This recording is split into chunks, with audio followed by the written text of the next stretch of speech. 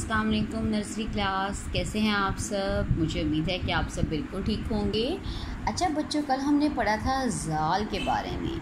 आज आप देख रहे हैं कि आज मैं आपको मिलवा रही हूँ एक नई शक्ल से, एक नए हर्फ से। ये है रे, ये है रे, ये है रे, और इसकी आवाज़ है र। इसकी आवाज़ है र। Reach, reach. Rickshaw, rickshaw. Reach, rickshaw.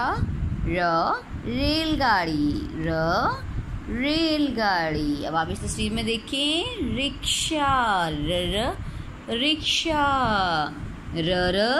रस्सी, रोटी। आपको पता है रोटी की आवाज़ किससे शुरू होती है? र से।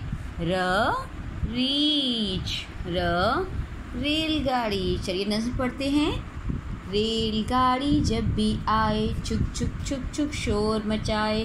भोला भाला रीछ तो देखो, भूखा बैठा मुंह फुलाए।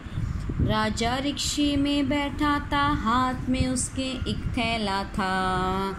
उसने रीछ को रोटी पकड़ाई, रीछ ने खूब मज़े से खाई। हमने पढ़ा है रे के बारे में और इसकी आवाज़ है र।